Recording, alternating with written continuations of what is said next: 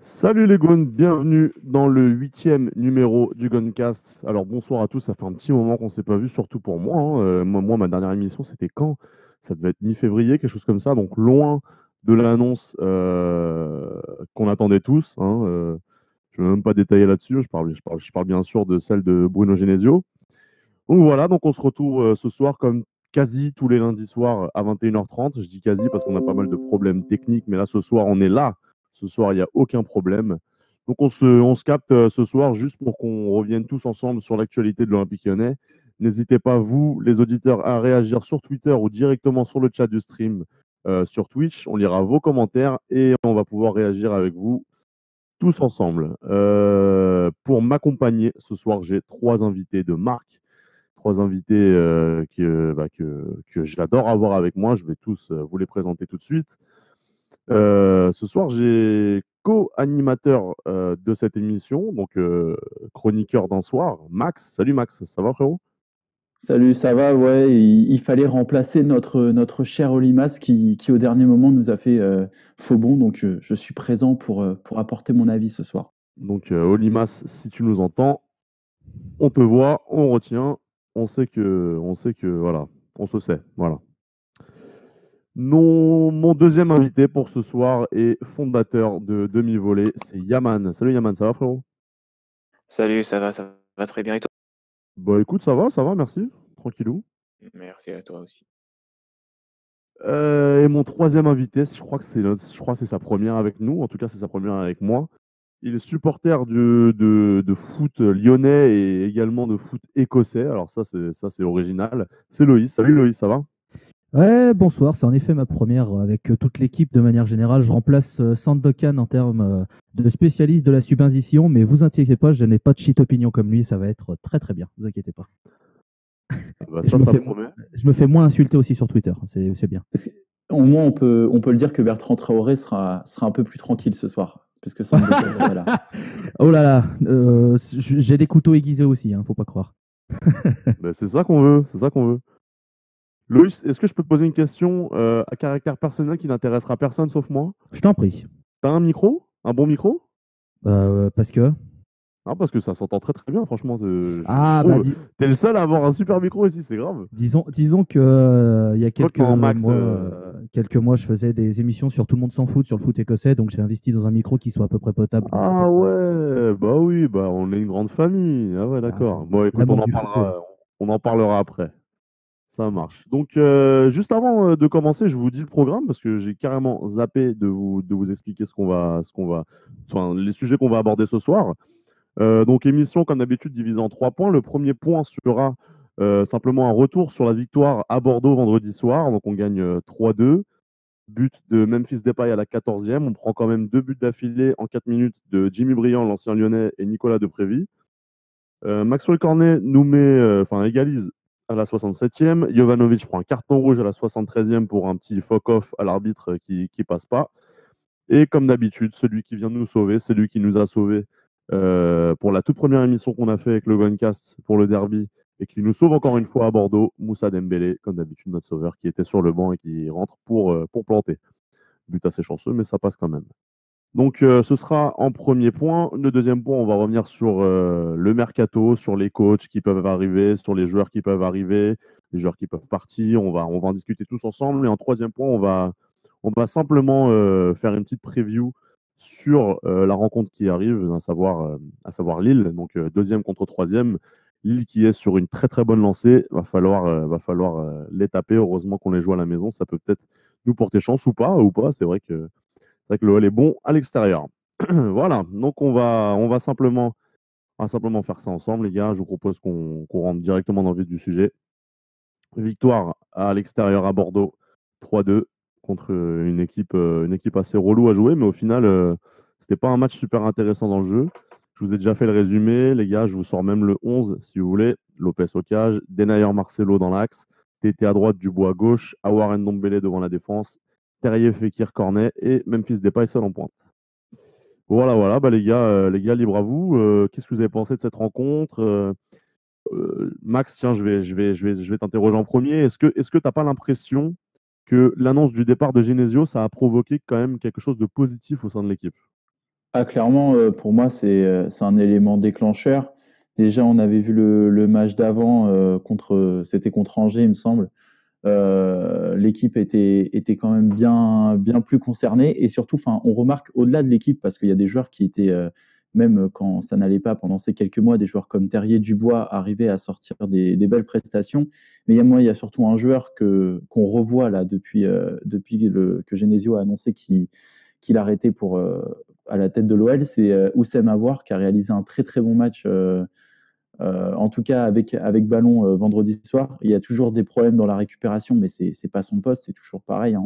Ce double pivot est exposé une fois que l'équipe adverse a le ballon. Mais en tout cas, Oussem Aouar, avec la possession du ballon, il a quand même délivré une très très belle performance. Et ça s'est vu surtout sur la première demi-heure. Il a régalé et ça a été pour moi l'une des premières demi-heures peut-être les plus abouties de la saison de l'OL. Les gars, je vous laisse enchaîner. Allez-y. Non, mais c'est vrai qu'Aouar, depuis que Genesio s'en va, il est plus relâché. C'est vrai que moi, des échos que j'avais en interne, il faisait partie des joueurs qui étaient un peu pas du tout du côté de Genesio en termes d'entraînement notamment. Il s'est bien rapproché de Memphis aussi, ça. Et bizarrement, les deux marchent bien depuis que Genesio s'en va. Alors, est-ce qu'il y a un lien de cause à effet? Je vous laisserai faire vos Justement, ça c'est la deuxième question que je voulais vous poser. Pour vous, est-ce que la forme actuelle des joueurs comme Aouar, des joueurs comme Memphis, est-ce que ça exprime pas quelque part qu'il y avait bien une mésentente entre les joueurs et le coach? Moi, de ce que je peux dire sur ça, c'est que y a quand même des joueurs qui, on va dire, Genesio achetait un petit peu sa tranquillité avec certains joueurs, dont Tanguy Ndombele notamment, sur le fait qu'ils étaient assurés d'être pratiquement titulaires à tous les matchs qu'ils allaient jouer. Donc, il n'avait pas trop un vestiaire qui se divisait. Malheureusement, avec les semaines passées et les mauvaises performances, ça s'est un petit peu déchiré tout ça. Mais pour revenir sur Oussem Aouar, faut pas oublier que il a très très mal vécu l'année où il a toujours été mis comme le 19e homme. Les joueurs ont des réseaux sociaux, ils ont bien vu toutes les réactions qu'il y avait à l'époque autour de ça. Et Oussem Aouar a très mal vécu le fait d'être toujours en tribune, de même pas pouvoir s'exprimer sur un terrain le week-end finalement, parce qu'il était ni avec la CFA et ni avec les pros, donc il était toujours mis en tribune et il a très très mal vécu cette année-là. Il devait notamment partir à la fin de cette année-là, mais c'est Mapouille en game Bivois qui l'avait retenu pour qu'il puisse et qui l'avait convaincu de rester à l'OL. Et ensuite, bon, on connaît l'histoire, Genesio a fini par le lancer. Mais entre Aouar et Genesio, et je pense qu'aussi entre d'autres joueurs et Genesio, ça n'a jamais été le grand amour. De mon côté, si on me demande, écoutez, seulement juste pour finir sur Aouar. Aouar, je pense qu'avec Genesio, il n'a pas spécialement de problème particulier. Alors, bien sûr, il a mal vécu, disons, cette saison 2016-2017 où tout le monde l'annonçait prêt. Et quand on l'a vu sur le terrain contre Alkmaar, que ce soit à l'aller ou au retour, il nous a sorti de très, très grandes performances pour les quelques minutes qu'il a joué, avec son premier but en pro, tout ça. Donc, on est tous conscients de cet aspect-là. Mais est-ce que Aouar avait vraiment quelque chose contre Genesio pendant toute la saison passée, pendant cette saison? Moi, je pense pas. Et d'ailleurs, il exprime dans les médias. Après, on peut dire que oui, bon, les clauses, tout ça, ils peuvent pas parler contre leur coach. Mais même quand on se rappelle l'année dernière, presque à la même époque, quand il est allé climatiser le Vélodrome, la première chose qu'il a fait après son calma, c'est qu'il est allé dans les bras de Genesio. Aouar, franchement, avec Genesio, je pense pas qu'il ait vraiment de haine ou je vais pas dire de haine, mais qu'il ait vraiment une certaine rancune envers lui. Je pense pas. Et du coup, bon, cette saison, le problème qu'il a eu avec Genesio, le problème entre guillemets, c'était qu'il n'a pas joué la moindre minute au Camp Nou, alors que c'était un rêve d'enfant, disons, pour lui. C'était une occasion. Et puis, on sait tout ce qui s'est passé durant le match, la valise qu'on s'est prise, etc. Donc, bien sûr que ça a été un peu, beaucoup trop négatif, disons, entre Aouar et Genesio. Mais ça ne veut pas dire qu'Aouar n'a pas pardonné à Genesio et que voilà, il l'a lâché, il voulait le faire couler, tout ça. Non, pas du tout. Même au contraire, les échos qui arrivaient, c'était que Aouar, il avait un peu peut-être culpabilisé. Genre, je sais pas, les performances que j'ai sorties dernièrement, est-ce que ça a contribué à mettre Genesio dans cette situation qui est tellement difficile? C'est un peu des échos qui sont arrivés dans la presse, il me semble. Donc voilà, on peut pas vraiment dire que Aouar avait lâché Genesio et quand Genesio a décidé de partir, il s'est dit allez hop, on se remet au travail. C'est pas exactement ça. Sur ça, on va finir de parler du cas d'Aouar. Mais je pense que ton exemple, il démontre bien ce que je disais sur le fait que Genesio, on va dire, achetait une certaine tranquillité et achetait entre guillemets en mettant en permanence titulaire indiscutable des joueurs qui savaient que s'ils les mettaient sur le banc, ça allait sûrement un peu pourrir l'ambiance au sein du groupe. Et on l'a bien vu, l'attitude d'Oussama Aouar après le match retour contre le Barça, quand il n'a pas joué, on a revu, enfin, on voyait bien que c'était pas une entente. Je dis pas que les deux s'entendaient pas et que avoir détesté Genesio, mais je pense qu'il achetait un peu sa tranquillité par une présence dans l'équipe. Et une fois qu'il sortait de l'équipe, bah, ça a remonté un petit peu les vieux démons d'Oussama Aouar contre Bruno. Ça veut dire un peu qu'Oussama Aouar, c'est un peu un fouteur de désordre dans le vestiaire et que c'est un mec qui menace l'entraîneur. C'est un peu, ça revient un peu à dire ça. Et moi, je suis pas forcément d'accord avec cette idée. D'accord, il a quelque chose contre Genesio. C'est une grande amertume par rapport à ce match au Camp Nou. Mais bon, Oussama Aouar, si on veut vraiment analyser sa saison, c'est vraiment une très très longue histoire. Je ne sais pas si on veut vraiment rentrer dans le débat Oussama Aouar spécialement. Marlon, qu'est-ce que tu en penses? Moi, je voulais vous poser une question d'ailleurs. Il y a deux personnes sur le chat, Arcaz et Thomas, qui disent la même chose, qui disent que sa non-titularisation contre le Barça lui a mis un coup derrière la tête à avoir. Vous en pensez quoi, vous? Non, mais là, on est d'accord. C'est sûr. Le truc, c'est qu'Aouar, en fait, Terrier, il y a eu la même chose, mais Terrier, comme il vient d'arriver, on en parle moins, mais c'était pareil, alors que Terrier a toujours eu des bonnes prestations avec Lyon. Il a joué 0 minutes contre le Barça, et ça aussi, tu peux te poser la question. Aouar, c'est le symbole, soi-disant, du fait que Genesio fait jouer les jeunes, c'est un super formateur, c'est le futur de Lyon, c'est le joueur technique. Non, mais je veux dire, c'est un peu le symbole du projet de Lyon de sortir des jeunes super machin. Et le mec, c'est un jeune prometteur qui a plein d'ambition et tu joues pas contre le Barça, sachant que quand tu es un joueur plein d'ambition, si tu peux te montrer sur des gros matchs, et notamment face au Barça, c'est une porte formidable vers le monde footballistique qui s'en trouve. Parce que, on va pas se mentir, Oussama Aouar, son but, c'est pas de rester 15 ans à Lyon. J'aimerais, mais si jamais il a l'opportunité d'aller jouer au Real, au Barça ou à un club plus grand que Lyon, et bah forcément, quand tu es joueur et que tu as l'ambition de montrer face à ces grands clubs que tu peux être très bon et que tu joues pas, bah ouais, je peux comprendre qu'il ait quelques griefs contre Genesio. Surtout que quand tu vois les équipes mises par Genesio, tu te demandes qu'est-ce qu'aurait fait de moins bien Aouar dans tout ça. Donc, pour moi, le problème, c'est pas qu'Aouar a un grief contre Genesio, c'est juste que Genesio, il a montré encore une fois qu'il ne sait pas gérer un groupe. Et c'est le gros problème qu'on lui reproche depuis 3 ans, c'est que ces gestions de titularisation, de mise sur le banc, etc., ça n'a aucun sens. Et là, ça tombe sur Aouar, le pauvre Aouar, mais on se souvient que Gonalon, à l'époque, il jouait tous les matchs, toutes les minutes, alors qu'il était dégueulasse. On peut parler de Traoré et de Cornet, qui, quand l'un est bon, il ne joue pas, et c'est l'autre qui joue pendant 15 mois, et puis après, d'un coup, il sort. Dembélé, il est chaud patate, et d'un coup, il remet 2 pailles en pointe. J'adore Memphis, mais là aussi, tu peux te demander, tiens, il remet Memphis en pointe alors que Dembélé est chaud. Marcelo qui rejoue en défense centrale alors qu'il met pas un pied devant l'autre. Genesio sait pas gérer un groupe, ça se voit, il sait pas gérer ses compos, tu as l'impression qu'il les tire genre au dé la veille en disant bon bah tiens on va mettre lui. Et c'est ça qui est énervant. Et là ça tombe sur là on parle d'Aouar qui semble un peu plus libéré. Peut-être aussi que voilà, on en revient à ce qu'on disait au début, le départ de Genesio, je pense qu'il se dit maintenant oh, de toute façon je joue pas, j'en profite, de toute façon l'an prochain ça changera et normalement il devrait avoir ses chances d'être titulaire marqué et à un vrai poste, tu vois.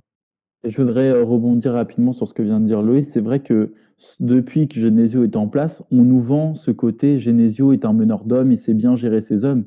Mais je crois que surtout, Genesio a bénéficié, je ne sais pas si on pourrait appeler ça comme ça, mais en tout cas d'un groupe de joueurs plutôt gentils, pas vraiment problématiques, parce que je pense que dans la manière dont il a géré ses joueurs, s'il avait eu des joueurs un peu plus problématiques, fouteurs de merde, je pense que ça aurait pu partir un peu en steak bien plus tôt. Je pense que c'est pour ça que l'OL s'est séparé de Mariano dans la précipitation l'année dernière, parce que je pense que c'est typiquement un joueur, s'il n'avait pas joué à Lyon, ça aurait pu partir en steak bien plus tôt. Comme je vais répéter ce qu'a dit Loïs, mais sa gestion des Memphis et de certains joueurs est complètement. On peut se poser plein de questions. Et je crois qu'il y a des statuts trop établis aussi du côté de Lyon, enfin en tout cas fait par Bruno Genesio. Et ça revient sur ce que je disais tout à l'heure. J'ai l'impression qu'il met toujours les mêmes joueurs. Enfin, que certains sont toujours là parce qu'il veut s'acheter une certaine tranquillité. L'exemple de Gonalon, au début de l'arrivée de Genesio, c'était l'exemple parfait d'un joueur qui mettait plus un pied devant l'autre. Du coup, ça mettait un double pivot avec Touzard Gonalon. On mettait Tolisso plus haut. Enfin, ça cause plein de soucis, tout ça. Et heureusement qu'il y a des joueurs comme Moussa Dembélé qui, enfin, je sais pas, mériterait sûrement pour moi une place de titulaire. Et la gestion d'un Moussa Dembélé cette saison, en tout cas, elle est très très étrange. Et en tout cas, enfin, on verra bien l'année prochaine quels joueurs resteront du côté de l'OL et si des joueurs comme Moussa Maouar resteront. Mais je pense que les statuts, si c'est un grand coach qui arrive, on l'espère, les statuts seront plus aussi fixes que sous Genesio et ça va peut-être permettre à certains un petit peu de se remettre à travailler. Ben justement, à ce propos, sur le chat, on a une super bonne question de Théo. Merci Théo, qui nous dit: est-ce que vous pensez que les joueurs qui avaient une volonté de partir vont revoir leur décision suite au départ de Genesio? Alors, ça dépendra sûrement de quel coach va arriver. Je pense que si c'est Gallardo qui arrive, ou même Laurent Blanc, ça peut être super intéressant. Maintenant, si Ola choisit un coach de Ligue 1, et c'est tout à fait probable, même si on ne le souhaite pas, c'est tout à fait probable. Je pense que voilà, ça risque de pas faire avancer les choses. Mais est-ce que vous pensez justement qu'un coach comme ça, si ça arrive, des joueurs comme Memphis Depay qui nous parlent à longueur d'année, qui veut finir dans un grand club, ou je sais pas, les rumeurs sur Ndombele qui va absolument partir. Enfin, pas lui, il veut absolument partir, mais il y a des offres de partout, de Manchester United, de la Juve. Peut-être que ça peut le retenir une année de plus. Est-ce que vous pensez que ça peut jouer justement dans la décision des enfin, départs, hein? c'est quand même Olas qui fait le mercato. Hein. S'il a décidé de prendre les offres pour Ndombele, Memphis et tout le tintouin, t'auras beau mettre Gallardo, Mourinho, qui suit, il va dire non mais je veux le garder. Non, on a 70 millions et il se casse, salut. Donc, Après, ça dépendra aussi de la qualification. Il y a plusieurs facteurs. Il y a la qualification aussi enfin, on verra dans quelle Coupe d'Europe on est. Si on échoue en barrage en Ligue des Champions, si on est qualifié directement, bah, c'est sûr que ça va permettre de garder plus de joueurs. Si on échoue en barrage, ça va peut-être causer un petit peu des ventes un peu express au mois d'août. Si on est en Ligue Europa, ça permettra de préparer un peu tout ça différemment. Après, oui, l'arrivée d'un coach comme Laurent Blanc ou Marcelo Gallardo, enfin, je ne sais pas quel impact Marcelo Gallardo aurait sur des joueurs.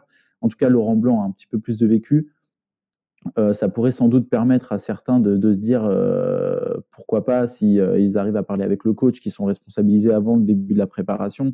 On verra bien, mais comme a dit Loïs, hein, c'est surtout Olas qui va décider quel joueur il veut voir partir, quel joueur il veut voir rester. Si demain il y a une offre intéressante pour un joueur comme Tanguy Ndombele, aux alentours de 70-80 millions, je ne pense pas que même un nouveau coach le ferait rester à l'OL. Après, il n'y a pas que. Pour moi, excuse-moi, Marlon. Vas-y, termine et après on enchaîne. D'accord. Alors, bon, dans le jeu du mercato, on sait qu'il n'y a pas que le président et le joueur qui décident. Il y a bien sûr les agents des joueurs qui, si jamais ils tombent sur une opportunité d'avoir un gros chèque de 10 millions, de 15 millions de commission, bah, ils vont réfléchir et forcément, ils vont essayer d'influencer leurs joueurs pour les faire bouger. Donc, j'imagine que Ndombele, je le vois vraiment très mal rester une saison de plus à Lyon, vu toutes les offres qu'il a ou qu'il peut avoir. Donc ça, c'est un exemple. Et ces agents, ils sont ravis de le faire partir et de toucher un gros chèque. Ça, par exemple. D'un autre côté, bah, je sais pas. On peut aussi dire que si on a un entraîneur comme Gallardo qui arrive avec son statut de légende dans son club, un entraîneur qui a tout gagné, qui vient pour imposer son style en Europe, tout ça. Donc ça pourrait faire réfléchir des joueurs. Mais là aussi, il n'y a pas que les joueurs qui vont décider, et même l'entraîneur qui va décider. C'est un entraîneur qui est, je sais pas, qui est très pragmatique et se dit c'est un joueur qui veut absolument partir. Bah, cet entraîneur, il va pousser ce joueur à partir. Donc, vous voyez, il y a plusieurs décisionnaires dans l'affaire. C'est pas que les joueurs et Olas qui vont décider. Donc, ça reste extrêmement ouvert. Je pense que Memphis, voilà, pour répondre directement à la question, je pense que Memphis, il pourrait plus supporter une nouvelle saison avec Genesio. Enfin, il n'aurait pas pu supporter de toute façon. Mais par exemple, avec un nouveau coach, Memphis, vu la qualité des offres qu'il pourrait recevoir, d'après les échos en ce moment, je pense qu'il pourrait rester si c'est pour avoir une nouvelle aventure. Mais ça dépendra aussi des départs et des statuts au sein du club. Si Fekir va rester, je vois mal Memphis rester parce que Memphis, déjà, sa première saison à l'OL, enfin, c'est les premiers 6 mois quand il arrive à l'OL, il arrive dans la peau d'une star et c'était normalement le leader remplaçant de Lacazette, la vedette remplaçante de Lacazette après son départ. Et il se trouve que Fekir, il a explosé cette saison-là à nouveau et puis il est redevenu la vedette. Memphis est resté en retrait, il a fait des mauvaises prestations. Ensuite, ça s'est joué un peu entre lui et Genesio, il y avait des hauts, il y avait des bas. Voilà, on change un peu de sujet là, mais non, mais c'est clair que sur ça, on ne sait pas quels joueurs, c'est encore un peu tôt pour le dire, quels joueurs vont rester s'il y a un coach qui arrive. Mais je suis pratiquement sûr de moi quand je dis que que si Genesio était resté, on aurait pu dire au revoir à pas mal de joueurs. Et je pense que la situation, et c'est rare du côté de l'OL, aurait pu un peu tourner au clash cet été pour certains joueurs qui auraient voulu forcer leur départ.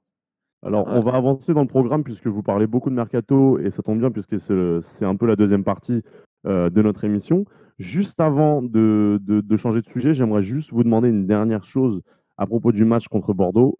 Selon vous, c'est qui votre homme du match à vous, côté lyonnais? Ah, pas évident. Ouais, en fait, c'est dur de sortir. Pour moi, c'est dur de sortir un homme du match parce que il y en a pas un qui a été au-dessus du lot, mais tous, j'ai trouvé, ont été quand même plutôt bons. Hormis notre défense centrale qui a eu 15 minutes, on se demande c'était quoi cette Zumba. Ils avaient tous envie de faire leur conneries. Le reste, je trouve que ça a été quand même plutôt solide. On parlait d'Awar qui a fait un bon match. Memphis, j'ai trouvé très remuant et pas mal d'impact. Fekir a été solide. Dembélé, il fait une info, il fait une entrée, il est clutch. Non, mais pour moi, c'est dur d'en sortir un. Après, ouais, Awar, pour moi, quand même, au milieu a été assez intéressant. Après, d'autres. Mais je crois que c'est un peu à l'image du match. On a retrouvé, en tout cas sur la première demi-heure, un Noël qui était conquérant et surtout très collectif. Voilà. Noël qui s'appuie d'habitude sur des exploits individuels. Là, il y avait un semblant quand même d'équipe. Bon, ce qui est dommage, c'est qu'encore une fois, si on le remet sur 90 minutes, ce qu'on pourrait dire sur le match du Bordeaux, c'est que c'est toujours pas. Voilà, sur 90 minutes, l'OL est incapable de maîtriser son sujet de la première à la 90 minutes. Ça, depuis Genesio, ça n'est jamais arrivé, ou en tout cas peut-être très très peu. Mais l'OL n'y arrive pas. L'OL se fait toujours surprendre. Il y a toujours les mêmes erreurs. L'OL ne sait pas maîtriser un résultat. Donc, ça fait des matchs forcément un peu plus serrés. Ça fait des matchs excitants à regarder. Mais c'est vrai que quand on voit l'écart qu'il y a normalement entre Lyon et le Bordeaux là qu'on a vu vendredi soir, on devrait normalement bien plus maîtriser notre sujet. Et au final, on regarde et pas tant que ça. Il y a tellement de lacunes. Et donc, c'est sur ça que j'espère surtout que moi, le nouveau coach travaillera pour la saison prochaine, c'est avoir un Noël qui de la première à la 90e minute, soit concerné sur sa prestation et des joueurs qui rendent une copie parfaite. Et c'est sur ça que, pour moi, l'OL peut progresser et doit progresser. Juste pour répondre à la question de l'homme du match. Ouais, pour répondre à la question de l'homme du match, pour moi aussi, c'était une réussite, disons, plutôt collective. Comme ça a failli être une faillite collective. Donc, même si on parle beaucoup du match d'Oussama Aouar, qui était excellent, et tout le monde sait à quel point j'aime Oussama Aouar, mais pour moi, Oussama Aouar, il n'aurait pas pu faire une telle performance, par exemple, sans l'apport de Fekir, qui descendait beaucoup pour chercher des ballons, sans l'apport de Ndombele, qui défendait très bien en deuxième période notamment. Donc voilà, c'était vraiment une réussite collective. C'est tout le monde qui a participé, Memphis qui a fait un très bon match devant, l'entrée excellente de Dembélé, l'entrée même très intéressante de Mendy, parce que le deuxième but, il me semble que c'est le deuxième but qui vient d'un bon ballon de Mendy aussi, qui est passé par un bon ballon de Mendy. Donc voilà, c'était à peu près tout le monde qui a plutôt bien joué, sauf la défense centrale. Et si je veux vraiment mettre une note négative plutôt, c'était Maxwell Cornet qui paradoxalement a quand même marqué un but et donné une passe sur 2 ballons parmi les 50 qu'il a foiré pendant le match. Donc franchement, c'est dur de ressortir un seul homme du match pour ce soir-là. Alors effectivement, je vois que c'est très compliqué. Je suis en train de regarder en même temps les réponses sur le chat. On a du Aouar, on a encore du Aouar qui a fait commerce OL, un petit bisou. On a du Memphis, on a du Ndombele. C'est très varié, en tout cas, ouais. Je suis tout à fait d'accord avec vous. Moi personnellement, mon homme du match aussi, ce serait Aouar, je pense. Mais c'est vrai qu'il n'y en a pas vraiment un qui est sorti plus que ça du lot, quoi. Il y avait des joueurs bons, des joueurs moins bons, quoi. Voilà. Les gars, je vous propose qu'on passe directement au deuxième sujet, donc coach et mercato. C'est un peu la tendance en ce moment. Beaucoup de noms circulent en interne pour prendre la succession de Bruno Genesio pour son poste. Genesio qui part libre à la fin de saison. On ne sait pas trop s'il va re-signer au club en tant que directeur technique ou pas, ou peut-être dans un autre rôle, on ne sait pas encore, c'est un peu flou. En tout cas, il y a plusieurs médias qui évoquent certains noms. Il y a celui de Marcelo Gallardo, hein, je ne vous apprends rien, le coach actuel de River Plate. Il y a Laurent Blanc qui est totalement libre et qui cherche un challenge. Apparemment, il y a eu des contacts qui ont été démentis par le club, donc on ne sait pas trop où ça en est. Après, quand c'est démenti, on sait souvent que ça finit sur une bonne nouvelle. Mais il y a un nouveau nom qui est sorti cette semaine et qui a été confirmé par Téléfoot dimanche matin. c'est celui d'Arsène Wenger. Alors Arsène Wenger, l'ancien coach d'Arsenal pendant beaucoup d'années, je crois, j'ai 28 ans, je crois, un truc comme ça, qui est actuellement libre et qui serait libre, quoi. Mais qui aurait déclaré qu'il n'était pas intéressé par le poste d'entraîneur. Alors pourquoi pas dans un poste de directeur technique ou quelque chose comme ça. Qu'est-ce que vous en pensez? Est-ce que vous êtes pour ou contre un personnage comme Arsène Wenger, ou alors est-ce que vous êtes pour dans une autre fonction? Yaman, je te donne la parole. Bon, déjà, Arsène Wenger, en tant qu'entraîneur, déjà, s'il n'a pas envie, ça ne sert à rien de débattre là-dessus, mais en tant que directeur sportif, moi, je suis archi pour, parce que déjà, c'est un homme qui est français, qui parle français, donc qui s'entend parfaitement avec, qui a toutes les chances de s'entendre avec Jean-Michel Aulas. D'un autre côté, c'est un homme qui a une très grande expérience à l'étranger, et donc, on sait le plus que ça apporte par rapport à ce qu'on fait en France, le franco-français habituel. On a aussi le point qu'il parle l'anglais, qu'il parle parfaitement anglais, et ça nous a aidé, comme on se rappelle à l'époque Memphis Depay, un transfert qui avait besoin de. Et puis voilà, son carnet d'adresses surtout, son carnet d'adresses qui fait que en directeur sportif, il peut être absolument excellent. Mais encore, faut voir les libertés qu'il va avoir sous les commandes de Jean-Michel Aulas, est-ce qu'il va vraiment accepter ou pas, parce que voilà.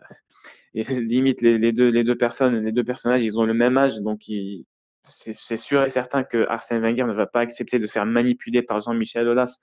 Donc vraiment à voir, mais ça pourrait être très intéressant en tant que directeur sportif.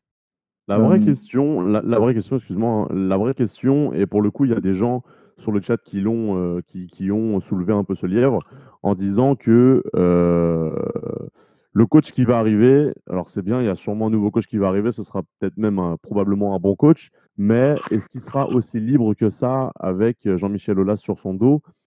Est-ce qu'il n'y a pas quand même possibilité que Jean-Michel Aulas finisse par lâcher un peu le prochain coach, qui finisse par un peu lui donner les clés?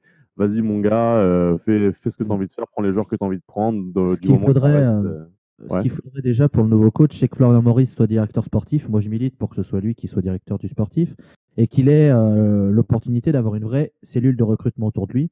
Parce que quand on voit ce que fait Flo Maurice, alors qu'il est tout seul avec un bout de bois et trois bouts de ficelle, il arrive à te sortir des joueurs. Je me dis que ce type a une vraie connaissance du foot et je me dis que si on lui donne beaucoup plus de pouvoir qu'il n'a maintenant pour gérer le sportif, je pense que déjà on aura une équipe bien mieux gérée. Ça, c'est mon avis. Après, l'entraîneur, oui, ce serait. Pour moi, le problème n'est pas tant Aulas. Aulas, ça fait des années qu'il est là. On sait comment il marche. Et je pense que maintenant, tu penses que tu sais comment le manœuvrer. Alors moi, le vrai truc qu'il faudrait, je l'ai vu dans le chat, c'est dégager Lacombe et Houillet déjà, hein, les deux grabataires à la maison de retraite. Déjà, ça libérerait des postes fictifs et du salaire. Ça servirait à rien. Avoir que Aulas en dirigeant, tu mets un vrai directeur sportif et après, tu mets un coach. Après, le coach, si c'est Laurent Blanc, je veux que ce soit avec Gasset, parce que si c'est avec Franck Passy, c'est mort. Dans 3 mois, on apprend que Franck Passy est l'entraîneur parce qu'il a savonné la planche. Hein. Si c'est Gallardo, moi je dis pourquoi pas, parce qu'il a prouvé qu'il avait une vraie vision de jeu et un vrai fond de jeu. Hein. C'est ce qu'on demande quand même depuis 3 ans. Si c'est Wenger, moi ça me va parce qu'il a une expérience, il a une aura et c'est quand même un très grand entraîneur. Hein. Parce que certes, on a nous les années récentes d'Arsenal qui sont un petit peu en demi-teinte, mais il a quand même fait de très grandes choses avec ce club. La saison des Invincibles déjà, rien que ça. Voilà, c'est quand même pas rien. Surtout dans un championnat qui est quand même assez dense comme l'Angleterre. Donc, moi, je demande quand même à voir si c'est Wenger. Après, moi, pour être très honnête, la question du nouvel entraîneur, j'attends. Je ne veux pas lire les noms parce que là, tous les jours, on va avoir un nouveau nom. Dans 2 jours, ce sera Duprat. Dans 3 jours, ce sera Hervé Renard. Dans 4 jours, on aura Marcelo Lippi. Dans 6 jours, ce sera Ancelotti. Non, mais voilà, là, tout le monde va sortir son nom en disant oui, on l'a vu au Sofitel de Bourg-en-Bresse. Alors, ça va. On s'en fout. On aura un communiqué autour du 30 juin. On est très fiers d'avoir signé X, Y. Et puis voilà. Là, pour le moment, ça va être c'est comme pour les transferts. De toute façon, là, si on écoute pour les transferts, tous les joueurs partent. Donc, on va attendre. Hein. On va attendre que ce soit bien avancé avant de commencer à dire X par X machin. J'ai confiance en Aulas. Je pense qu'il est, même si sur sa communication, il y a des trucs à revoir, etc., je pense qu'il est lucide et qu'il voit qu'il y a quand même quelque chose qui est cloché sur ces 3 ans et qu'il va vouloir prendre quelqu'un pour redresser un peu le truc et nous refaire repasser dans le rang des grosses équipes. Donc j'ai confiance en lui. Après, je pense qu'il sera assez intelligent pour laisser un peu de marge tout en restant Aulas, parce que c'est Aulas, il aura toujours un peu la main mise. Mais je pense qu'il sera assez intelligent pour juste partir un tout petit peu pour qu'on dise « Waouh, il y a de l'avancement ». Voilà, je pense qu'il y aura un peu de remise en question très léger. Max, ton avis sur le sujet? Pour moi, tout simplement, déjà, l'OL arrive je dirais, peut-être à l'un des gros changements marquants de l'Olympique Lyonnais, un nouveau cycle. Après l'époque des 7 titres, on a un OL qui s'est modifié avec un club qui a basé tout sur la formation. Aujourd'hui, je pense qu'on arrive à un nouveau cycle de tout ça.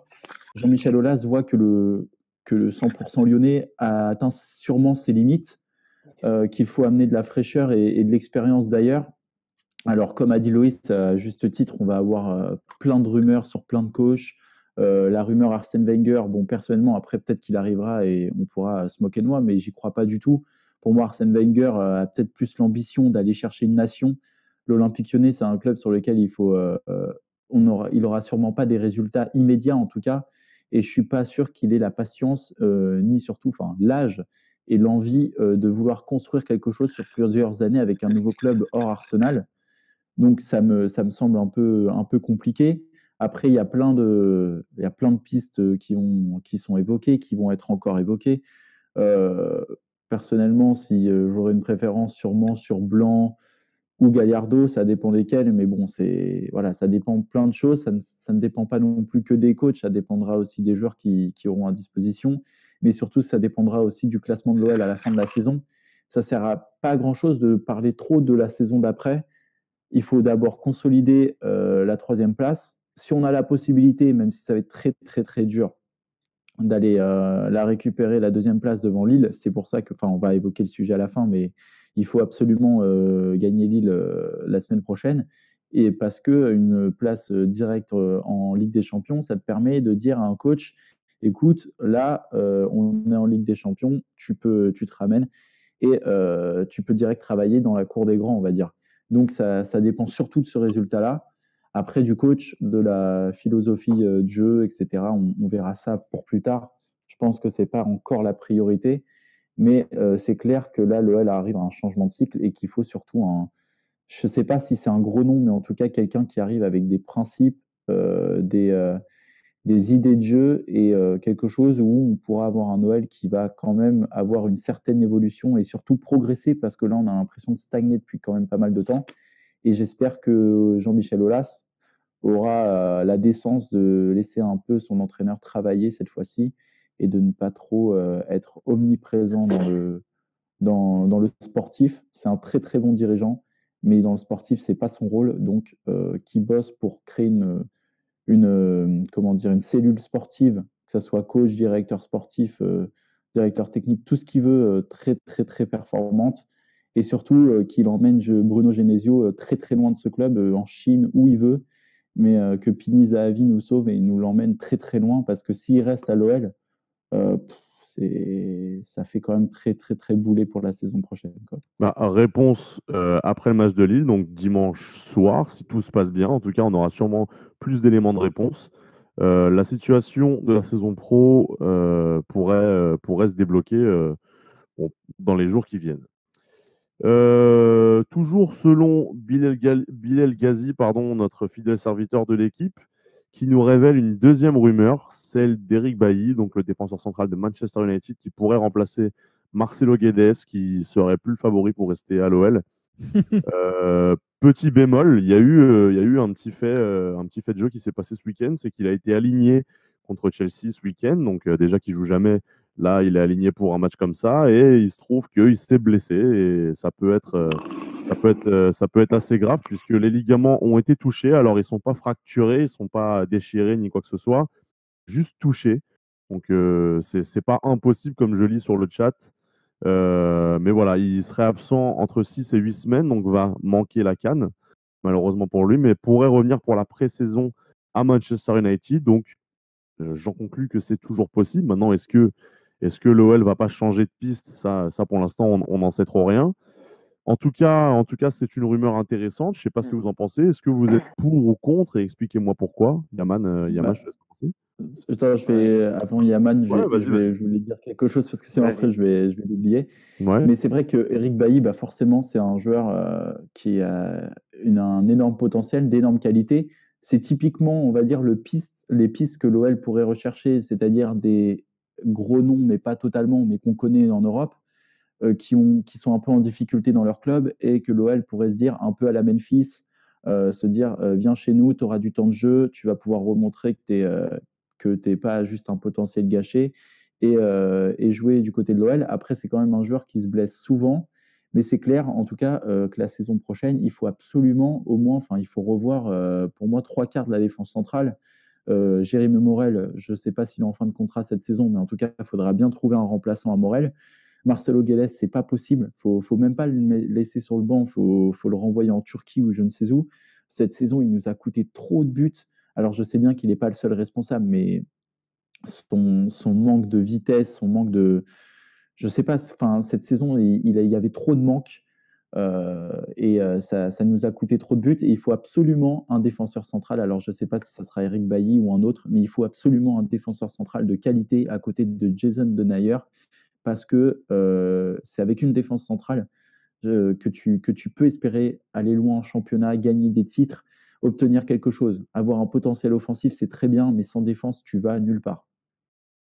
Alors, je reviens sur certains trucs que tu as dit. Tu as dit qu'il avait beaucoup de qualités. Moi, pour le coup, Eric Bailly, bon, il a des qualités, c'est certain, mais moi, je l'ai vu jouer en vrai avec Manchester United, en vrai avec la Côte d'Ivoire. Et pour le coup, il y a quand même des choses qui sont assez criantes, qui sont ouais, scandaleuses, je dirais même, parce que Eric Bailly, c'est quelqu'un qui a tout pour être un bon défenseur central, ça c'est vrai. Physiquement, il est au top. Et même dans les choix qu'il fait, sa façon de s'opposer, je trouve ça assez intéressant. Maintenant, il y a des choses qui font que les supporters de Manchester United, ils sont pas sécures quand ils ont Eric Bailly titulaire. Des fois, ils se jettent un peu pour rien, ils se blessent assez souvent. Il y a beaucoup d'erreurs que Eric Bailly peut faire qui peut vraiment coûter très très gros. Un peu les erreurs que Marcelo Guedes pourrait faire un peu. Bon, après, voilà, le niveau entre les deux est assez écarté, mais voilà, ça reste quand même un risque à ce niveau-là. Il y en a qui l'ont vu jouer, Eric Bailly. Tiens, Loïs, j'imagine que oui, tu connais un peu le personnage. Pas du tout, je dois être très honnête, je regarde pas United. Ah ouais, d'accord. Je regarde pas l'Angleterre, je reste très écossais, mais ça c'est pas grave. Après, pour être très honnête, pour moi, Eric Bailly, il a le profil typique de la recrue qu'on va signer en début de mercato, parce que c'est un nom qui fait parler. Il joue dans une équipe que tout le monde connaît. Il est défenseur central, donc on a besoin. Il va coûter 30 millions, donc Olas va dire bah si, regardez, on fait des investissements pour cette équipe. Regardez, on a pris Eric Bailly pour 30 millions. On croit en cette équipe, formidable outil, 100% connecté. Ça a tout de la fausse bonne idée dans l'idée, enfin dans le truc. Bah, en plus, il vient de se faire le genou. Alors heureusement, c'est pas les ligaments croisés, c'est juste entre guillemets, ils sont touchés 6 à 8 semaines. Donc bon, c'est moins grave que les croisés, mais voilà, le genou, ça reste quand même assez risqué. Il suffit qu'il revienne trop tôt parce que on le veut tout de suite dans le pré-saison, machin, il se refait le genou. Il est out pour 7 mois. Tu es obligé de faire un achat de dernière minute pour reprendre un défenseur central. C'est chaud. Moi, je préférerais qu'on prenne un autre mec qui est sûr physiquement. Après, il y en a énormément des défenseurs centraux. Je pense qu'on est capable de trouver des mecs qui sont dans cette fourchette de prix de 20-30 millions si on veut un défenseur central de qualité et qui a moins de casserole entre guillemets sur lui que comme le disait Max, si je dis pas de conneries, sur Bailly. Même en Ligue 1, il y a des choix possibles. Après, bon, ça dépend comment ça se fait. Bon, on rappelle de Clément Langlais qui était à Nancy, qui directement a signé au Barça. Donc c'est sûr que quand le Barça est sur toi. Il a signé à Bilbao. C'était Séville. Non, c'était Séville et après, oui, Barça. Betis non, c'était le FC Séville. Il n'était pas au Betis. Moi, je sais rien. Il a signé à Séville et ça montre encore plus mon argument sur ça, c'est qu'il y a des joueurs quand même en France qui ont un certain niveau et sur lequel l'OL avant pouvait se positionner un petit peu sur ce marché-là. Aujourd'hui, ne fait pas trop. Comme dit Loïs, c'est vrai que Eric Bailly, il a tout du côté grosse recrue, début de mercato, il joue à Manchester, machin. Mais faut pas oublier que Jason Denayer, c'était un joueur, avant qu'il se blessait quand même pas mal, qui n'avait pas le physique hyper sûr à 100%. Eric Bailly, ce n'est pas le cas. Si c'est pour se retrouver l'année prochaine avec une défense centrale qui n'est pratiquement jamais alignée à cause des blessures, c'est quand même risqué. Donc je pense qu'il faudrait plus aller viser un défenseur qui en tout cas, on n'aura jamais la certitude. C'est sûr qu'on ne peut pas prévoir une blessure, mais qui a en tout cas une capacité physique à jouer quand même les 3/4 de la saison à très haut niveau. Yaman, tu voulais dire un truc? Oui, bien sûr, évidemment. Comme Concernant toujours. la défense centrale, à l'OL, je pense j'espère au moins que le staff a remarqué à quel point une défense centrale bricolée peut coûter très cher à l'Olympique Lyonnais. Enfin, on l'a vu, ça nous a coûté tellement et tellement de points et de matchs et de compétitions par des erreurs individuelles. Je parle même pas du collectif. Des matchs qu'on pouvait gagner ou qu'on pouvait attraper un point et après qu'on laisse filer sur une erreur bête. Donc voilà, pour moi, c'est déjà un point. J'espère que le staff en a pris conscience et j'imagine qu'il a dû en prendre conscience. Après, le problème avec les défenseurs centraux à l'OL, c'est que très souvent, on se trompe, mais quand même assez souvent de piste. On l'a vu déjà, je sais pas, à l'ancienne avec des Koné, avec des Roses, etc. Bon, c'était une période où on recrutait pas vraiment de grands noms, mais on l'a vu après avec Marcelo qui est beaucoup trop inconstant. On l'a vu avec Mapuyan Gambiwa sur lequel on a investi quand même pas mal d'argent et qu'on continue d'investir jusqu'à aujourd'hui. Je sais même pas pourquoi. Et donc, même, on a failli faire l'été dernier quand on parlait de Yerry Mina, mais c'était scandaleux pour moi, Yerry Mina, quand on voit ce qu'il fait, enfin, ce qu'il fait rien du tout cette saison. C'est on est vraiment passé à côté d'une terrible erreur de casting. Alors que ça paraissait aux yeux de quelques suiveurs qui suivent forcément beaucoup moins que Florian Maurice, mais qui paraissait tellement, on comprenait déjà que c'était une arnaque avant même que ça se fasse. Donc, voilà, c'est un marché qui est assez sensible et j'imagine et j'espère que l'Olympique Lyonnais se rend compte qu'il faut éviter les paris risqués cette saison et vraiment, quitte à mettre un très gros chèque, mais partir sur du sûr. Bah, après, on va sûrement prendre le défenseur central d'Offenheim ou du Shakhtar, vu que notre politique de recrutement est basée à 90% sur les équipes qu'on a jouées en Europe. Donc bon, va falloir se préparer. Peut-être de City. Est-ce que Eliakim Mangala est toujours à City? Ouais, alors, Eliakim Mangala ou Mamadou Sakho, ça a quand même le beau potentiel de la recrue qu'on fait parce qu'il est français et que c'est un gros nom. Hein. C'est quand même. Évidemment. Ouais. Après, pour revenir à Bailly. Ouais, vas-y. Pour revenir à Bailly, bon, après, c'est pas un joueur que je suis particulièrement tous les jours, mais je sais que c'est un joueur qui est très, très apprécié par les joueurs de FIFA. Donc, ça fait plutôt peur, disons, quand un joueur est tellement surcoté, est tellement coté en Angleterre. Très souvent, ça finit par être un joueur qui est bon une saison et qui s'éteint après. Ça me fait peur, disons, d'un côté. Bon, après, c'était plutôt ironique. Mais disons que c'est un joueur qui n'arrive pas à confirmer, qui n'arrive pas à enchaîner les saisons de haut niveau. C'est un joueur qui a des problèmes physiques. C'est un joueur qui a des problèmes d'agressivité, il paraît même. C'est-à-dire qu'il n'est pas avare en carton, en suspension, etc. Ce que je viens de voir sur Internet. Donc, on a ça, on a cet aspect. Maintenant, il y a sa blessure aussi. Je ne sais pas vraiment si l'Olympique Lyonnais va aller jusqu'au bout avec cette piste ou bien si on a d'autres noms qu'on va sortir je sais pas. On verra bien. Je vous laisse sur le chat nous sortir quelques noms, quelques idées pour le mercato à l'OL. Moi, j'en avais une, si je peux me permettre. J'ai entendu que l'OL devrait se baser sur les adversaires en Europe pour faire leur recrutement comme ils l'ont fait il y a 2 ans. C'était contre l'Ajax, contre Beşiktaş. Qu'est-ce que j'allais dire qui? Ouais, j'allais dire au Barça, vu qu'on a rencontré le Barça.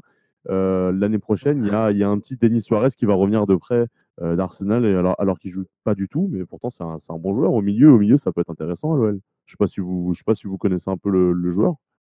Ah oui, c'est un bon joueur.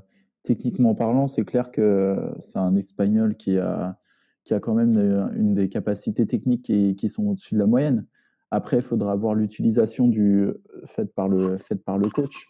Mais je ne sais pas si c'est actuellement la priorité. Enfin, ça dépendra des départs. S'il y a des départs d'Oussem Aouar et Tanguy Ndombele, c'est clair que ça peut être une piste très très intéressante. Mais ensuite, si ces joueurs-là sont là, je ne suis pas sûr que ça soit prioritaire. Il y a pour moi des gros manques autres du côté de l'OL.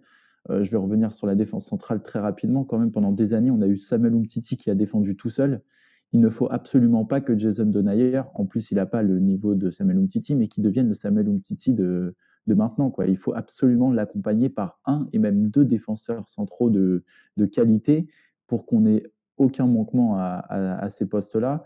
Je pense qu'au milieu de terrain, ça dépendra le coach et dans la manière dont il va jouer, mais il va falloir quand même penser à prendre un meilleur joueur que Touzard, en tout cas à la récupération devant la défense, parce que c'est clairement pas possible. Après, Je suis pas d'accord, moi, sur Touzard. je sais pas, moi je suis quand même très mitigé certes, c'est un joueur quand même qui a des qualités défensives, mais dans l'utilisation du ballon, pardon, je suis pas sûr. J'ai pas l'impression qu'il a un QI foot très très élevé, notre Lucas Touzard.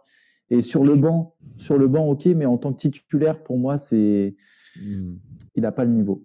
Je suis pas d'accord sur Touzard. Je pense qu'en 6, devant la défense, il est bon parce qu'il fait le travail de l'ombre, de beaucoup récupérer. Alors certes, il manque d'ambition offensive et qu'il joue très sécure. Par contre, Touzard, je le veux pas en double pivot. Là, en double pivot, je suis d'accord, il est dégueulasse. Par contre, quand tu le mets vraiment dans un poste de 6, moi je trouve que c'est là où on le voit vraiment au-dessus.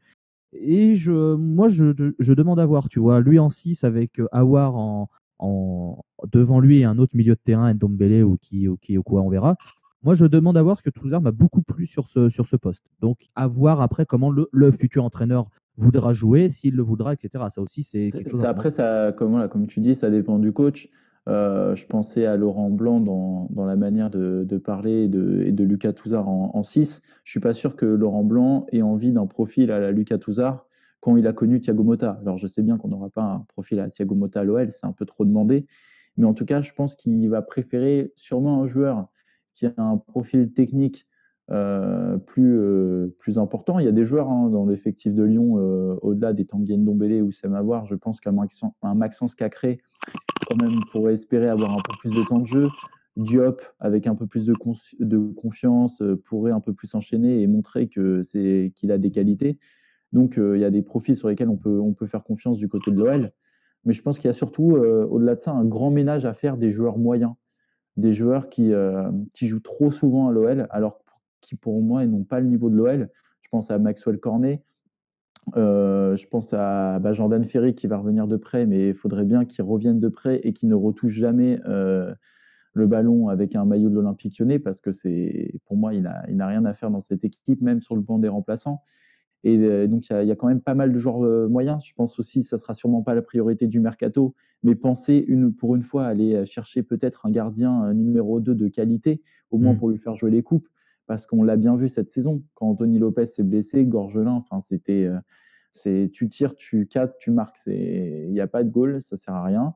Donc voilà, il y a quand même pas mal de postes sur lesquels l'OL doit se renforcer. Je ne sais pas si c'est sur les titulaires, enfin si la défense centrale, mais sur d'autres postes, on est plutôt quand même bien fourni. Je trouve que cet effectif est quand même de qualité. Il faut le renforcer avec plus d'expérience, plus de métiers, plus d'expérience de l'Europe, et on aura déjà un meilleur visage, je pense.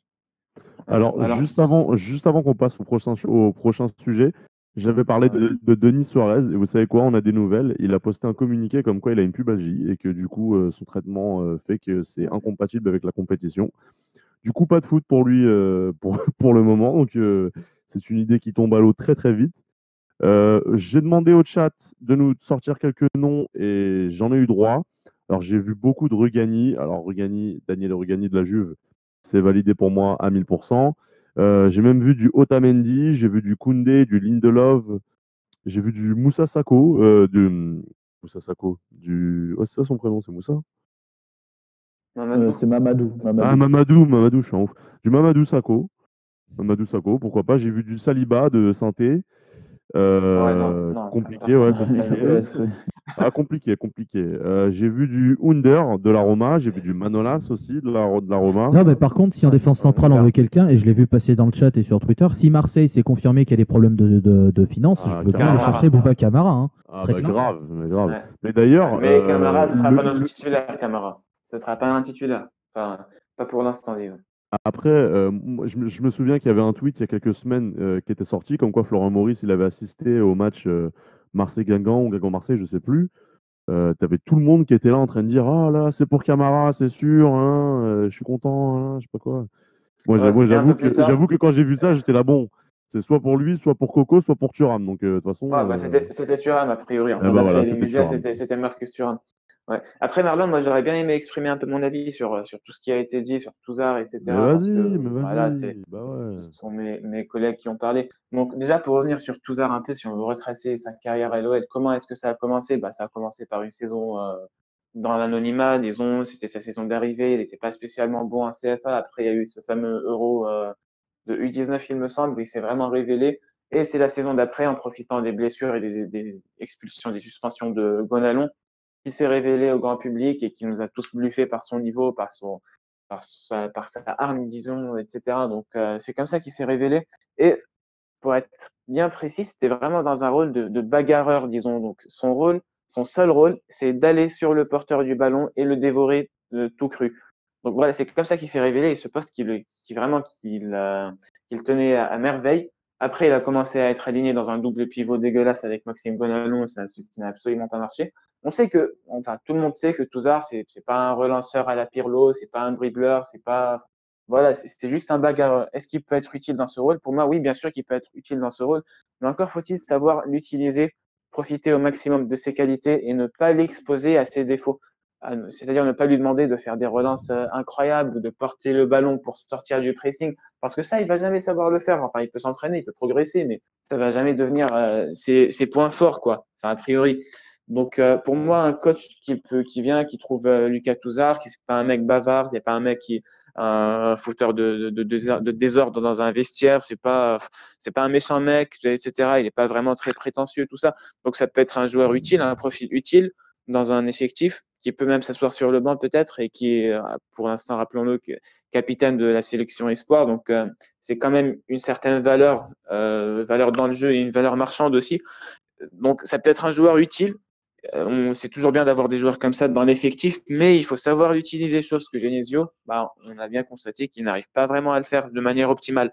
Donc voilà, pour terminer sur Lucas Touzard, moi je suis pas forcément pour une vente, mais par contre, s'il y avait Genesio qui restait, j'aurais sûrement été pour une vente de Lucas Touzard. Mais là, pour l'instant, avec un nouveau coach qui sait vraiment l'utiliser, espérons, moi je suis pas forcément pour une vente. Après, pour les autres chantiers, c'est-à-dire, oui, je vais terminer un peu et je te passerai la parole si tu me permets. Donc voilà, pour terminer les chantiers de la défense centrale, on a Marcelo à virer de toute urgence parce que voilà, il est déjà assez âgé, il va plus progresser aujourd'hui, c'est fini. On voit que son niveau, il est vraiment très inconstant. Il nous fait un bon match, 50 matchs pourris, voilà. Donc il va peut-être avoir un peu plus de bons matchs la saison prochaine, mais ça va vraiment jamais devenir une référence. Il nous faut absolument une référence à ce poste. Et derrière, il y a des gens qui réclament Solé, tout ça. Pour moi, Solé, et pour tous les suiveurs, enfin toutes les personnes qui suivent un peu les U19, non, et la réserve surtout, on sait que c'est un joueur qui est un crack offensivement, mais hélas, offensivement, pour un défenseur central, c'est pas ça qui le fait percer dans le monde pro. Donc, et je le vois vraiment mal percer en tant que défenseur central dans le monde pro, à moins d'avoir un vrai déclic qui viendra d'un coup, on ne sait pas comment, et qui lui augmentera son niveau de concentration. Même en parlant de Diop, Diop aussi, il a ce problème de concentration. Il a très souvent besoin d'être replacé par ses coéquipiers. On le voit parfois quand il joue en National 2, même quand on le voit avec les pros. C'est un joueur qui est très souvent perdu sur le terrain. C'est vraiment très bizarre. C'est un joueur qui a tendance à vraiment tout le temps perdre la confiance. Il est très timide. C'est ce qu'il laisse paraître. Sur ça, je pense que déjà Bruno Genesio, pour la confiance de Diop, ça a clairement pas aidé. Parce que, ça a clairement quand on voit sa prestation contre Manchester City et que derrière, on le revoit plus, ou en tout cas très peu la saison dernière, il lui refait la même chose. Il ne faut pas oublier que Diop, c'est un international espagnol. Par intermittence. Qui était international chez les jeunes espagnols, un peu comme quand Sergi Darder est arrivé à l'OL. C'était à peu près ils en étaient à peu près au même moment de leur carrière. Et pour eux, l'OL, ça a signé un petit peu un coup d'arrêt dans leur carrière professionnelle, alors que ça aurait dû être un tremplin. Et pour moi, sur ça, il faut, au-delà de viser des jeunes, parce que je pense que l'OL a les jeunes au lieu d'aller chercher des jeunes dans d'autres clubs, même s'il y a des belles affaires à faire, on peut faire. Mais il faut surtout avoir des joueurs avec un bon QI foot, de l'expérience. Il faut peut-être un petit peu... je ne sais pas, regarder ce qu'a fait Marseille, quand Marseille est allé chercher des Luis Gustavo, des Adil Rami, des joueurs comme ça. Je ne dis pas qu'il faut aller chercher Adil Rami parce qu'il est cramé, mais des joueurs sûrement qui ont un vécu un peu supérieur à ce que certains joueurs à Lyon ont pour être présents dans les moments où l'équipe montre son inexpérience. Avoir des joueurs qui ont du métier, et je pense que ça pourrait être important au vu de certains joueurs pour progresser, pour être présents tout simplement, pour être plus réguliers.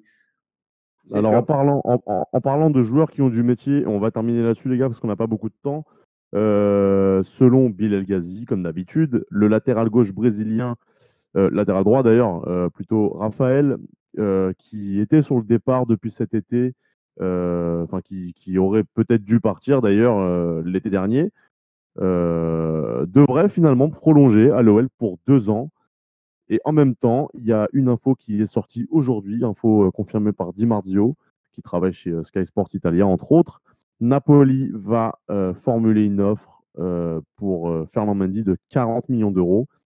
La prolongation de Raphaël est-elle liée à ça? On ne sait pas trop. On se posera la question dans un prochain Gonecast, donc la semaine prochaine si tout se passe bien. En attendant, les gars, je vous invite dans cette troisième et dernière partie du Gonecast. Et après, on va se quitter. On n'a pas énormément de temps, les gars, donc on va essayer de faire vite. Olympique Lyonnais contre Lille, dimanche soir, en direct sur Canal. Clairement, le troisième qui reçoit le deuxième. Toujours dans la petite compétition qu'il y a entre Lille et Lyon pour la deuxième place. Lille est à 6 points, c'est ça? Ouais. 6 points. 6 points. Lille est à 6 points de l'OL. Lille qui, en ce moment, est sur un nuage puisqu'ils ont gagné ce week-end 5-0 à domicile contre Nîmes. Lyon qui vient de gagner difficilement à Bordeaux 3-2. Donc 3 points quand même très importants dans cette course. Est-ce que vous pensez que Lyon peut le faire à domicile contre Lille, sachant que la dernière confrontation, et j'y étais, c'était à Lille et il y a eu 2-2 dans un match assez ouf, où même Loïc Rémy a pu planter son but. Loïc Rémy qui a quand même marqué ce week-end, on le rappelle, hein, c'est très important de le savoir. Est-ce que vous pensez que l'Olympique Lyonnais peut le faire contre cette équipe de Lille qui a battu le PSG 5-1, qui est sur un nuage, qui peut clairement gagner comme perdre? Oui, on va le faire. Parce que contre les grosses équipes, j'ai pas d'inquiétude sur le fait que Lyon fera un gros match. Il y a de la pression, il y a de l'enjeu. Je suis pas inquiet. En plus, Genesio part, donc le stade sera normalement plein. Il y aura une bonne ambiance. Donc déjà, Genesio, il arrêtera de faire le ouin-ouin en conférence de presse en disant « Ah, j'ai senti de la pression des supporters ». Voilà, hein, il va arrêter de nous saouler, lui aussi. Plus, là. Voilà, donc il sera content.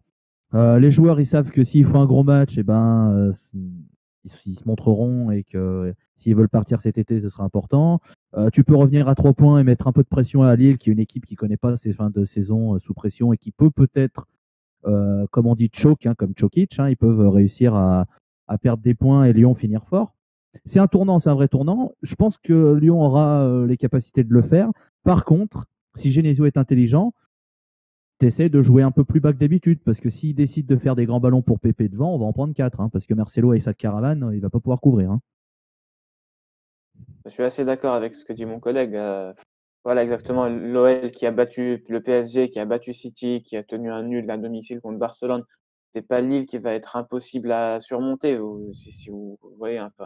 Mais ça veut pas dire qu'on va tranquillement gagner le match. Lille est réellement sur un nuage avec des joueurs qui finissent très bien les actions, qui construisent très bien les actions et qui les finissent très bien. Et on est une défense qui commet beaucoup trop d'erreurs à chaque fois qu'elle est sollicitée. Donc, c'est un vrai risque. Mais on a toutes les qualités pour s'imposer de l'autre côté du terrain. Donc, pour moi, est-ce qu'on peut le faire? Bien sûr qu'on peut le faire parce qu'on est l'Olympique Lyonnais, mais même sans être l'Olympique Lyonnais, parce que c'est du foot, donc c'est possible. Encore plus parce qu'on est l'OL, parce qu'on a les qualités de l'OL. Mais si on veut parler un peu de la course à la deuxième place, pour moi, je pense qu'il faut vraiment arrêter un peu de se raconter des histoires. Ça va vraiment être très compliqué parce que même si on bat Lille chez nous, on reviendra à 3 points, il restera 3 matchs. Si Lille perd un match et qu'on en gagne un, et contre Marseille par exemple, ce qui va pas être très facile non plus, on sera à égalité de points, mais Lille a quand même un avantage à la différence de but de plus de 15 buts, enfin, de plus 16, disons, par rapport à l'OL. Donc, il faut absolument que Lille reperde un match ou fasse un match nul, et ça suppose une série catastrophique de Lille que Lille n'a pas fait pendant toute la saison ou presque. Donc, pour moi, la deuxième place est presque mort. Il faut vraiment se concentrer sur la troisième et essayer absolument de rester devant Saint-Etienne. Et il n'y a que gagner nos 4 derniers matchs qui nous permettraient de le faire. Ou disons en gagner 3 au moins. Je reviens sur ce que tu as dit sur la confrontation qui arrive contre Marseille, où tu dis que ça peut être compliqué. Ça peut aussi être très simple dans le sens où Marseille a déjà perdu sa place pour la Ligue des Champions. Et si Marseille termine 5e, si, pour la Ligue des Champions, c'est terminé. Marseille, c'est dégueu, sérieux. Pour la Ligue des Champions, c'est terminé, pas pour le repas. Maintenant, Non, même pas. ce qui Non, est... même pas. Ils sont à 8 points de Lyon, ils sont à 8 points de Lyon et donc c'est toujours pas terminé, il reste 4 matchs. Non, Marseille, c'est dégueu. Marseille, c'est dégueu. Franchement, si on joue avec nos qualités, nos vraies qualités de jeu, etc., on leur en met 6, Marseille. C'est nul. Ça ne vaut rien. Et je pense que ça ferait plaisir aux supporters de Marseille qu'on en mette 6 parce que ça voudrait dire que Garcia dégage. Donc, si on peut vraiment les enfoncer, mais il faut qu'on le fasse. Ça vaut que dalle. Au point qu'on ait peur de Marseille. Alors, je reviens sur ce que j'ai dit, c'est fini pour la qualification directe. Donc, pour la deuxième place, ça oui, c'est terminé. Oui. Maintenant, c'est vrai qu'il peut encore finir troisième sur un miracle où vraiment Lyon perdrait tous ses matchs. Maintenant, ça va être compliqué d'ici la 35e journée. Je crois que c'est là qu'on les rencontre. 35e journée, ce sera sûrement terminé pour eux. Et là où ils sont encore plus dans le caca, si je peux dire ça comme ça, c'est que la 5e position n'emmène pas une équipe française en Europa League, puisque Rennes a gagné la Coupe de la Ligue. Du coup, il n'y a pas d'équipe, vu que eux n'étaient pas dans les premières places en championnat, ils vont y aller sans qualifier une autre équipe derrière. Donc, Marseille, ça va être compliqué pour une saison européenne. Il y a moyen qu'ils lâchent le championnat, qu'ils lâchent l'équipe, les joueurs, avant même qu'on les reçoive. Si à Marseille, je ne sais pas s'ils accepteraient que leurs joueurs lâchent. En tout cas, ce qui est sûr, c'est que la finale tant attendue contre nous, en tout cas, c'est ce qu'ils avaient en tête, n'aura jamais lieu puisque maintenant, ils ne reviendront pas. Après, je suis un peu d'accord avec mes deux collègues de la soirée. Je pense que là, l'OL de Bruno Genesio, et j'insiste bien sur l'OL de Bruno Genesio, là, ils rentrent dans un type de match qu'ils maîtrisent parfaitement, quelque chose sur lequel ils ont montré qu'ils étaient présents, que ce soit Lille ou ensuite Marseille. Je ne me fais pas trop de soucis pour ça. Après, comme a dit Yaman, je pense qu'on est un peu loin de la deuxième place à l'heure d'aujourd'hui. Peut-être qu'on a loupé le coche. Peut-être qu'on y arrivera au dernier moment si Lille choque complètement et que nous, on enchaîne. On ne sait jamais rien, on ne sait pas. Mais en tout cas, ce qui est sûr, c'est qu'il faut absolument gagner pour être au moins sur le podium. Parce que si Saint-Etienne devait finir devant nous, Saint-Etienne qui va jouer contre Monaco dimanche, Monaco qui est vraiment en difficulté sur cette fin de saison. Si Saint-Etienne gagne, Saint-Etienne enchaîne et que nous, on perd, si Saint-Etienne finit devant nous, ça pourrait vraiment être très, très, très compliqué pour la fin de saison, rien que vis-à-vis des groupes de supporters, dans le climat dans lequel le nouveau coach va arriver. Enfin, tout ça, ça peut changer beaucoup de choses. Si c'est Saint-Etienne qui est devant nous, donc pour moi, j'ai confiance quand même dans l'équipe pour enchaîner contre Lille et Marseille. Après, il va falloir être vigilant. Lille, c'est une équipe qui ne fait pas forcément toujours le jeu, qui aime bien jouer en contre-attaque, un peu comme nous. Mais sur cette année, ils ont été bien plus efficaces que nous et bien plus performants là-dessus. Donc, il ne faudrait pas qu'on se fasse prendre à notre propre piège. Et il faut profiter du fait qu'on soit à domicile, dans un public qui a retrouvé un petit peu plus son visage de supporter. Mais bon, on savait que c'était dû à l'annonce de Genesio. En tout cas, j'ai confiance dans ce genre de match, de choc sur les joueurs de l'Olympique Lyonnais. Je pense qu'on arrivera à remporter les matchs de Lille et pourquoi pas Marseille. Mais en tout cas, on doit consolider cette place sur le podium à coup sûr. On n'a plus beaucoup de temps, les gars. On va s'arrêter là-dessus. Réponse la semaine prochaine, les gars. Juste avant qu'on se quitte, je vais quand même vous demander une petite chose. Votre pronostic pour ce match contre Lille, vous pensez à quel score? Alors perso, je pronostique, je parie jamais contre l'OL, je parie jamais pour l'argent, mais disons même les pronostics, je les fais jamais contre l'OL, donc je vais partir sur une victoire, disons une petite victoire 2-1 ou 2-0.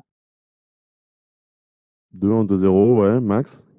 Ouais, bah, je pense la même chose. Hein. Si l'OL maîtrise son sujet, je sais pas. En fait, c'est tellement imprévisible Olympique Lyonnais. Allez, 3-1, soyons fous pour l'OL. Loïs? Bah, il m'a piqué mon prono, j'allais dire 3-1 aussi. Donc, ouais, non, je vois bien un 3-1, genre on marque d'entrée, ils égalisent peu avant la mi-temps, on revient de la mi-temps, on marque d'entrée, puis en contre, on en met un troisième et on les fume comme Jaja, et puis voilà. Bah écoute, ce sera un scénario parfait. Dans le chat aussi, vous nous donnez vos pronostics. Il y en a un qui dit qu'on perd 3-1, il y en a un autre qui dit qu'on gagne 3-1. Il y a du 2-2, 2-2, 2-2, 2-2, 2-1. on en prend 2, on remonte.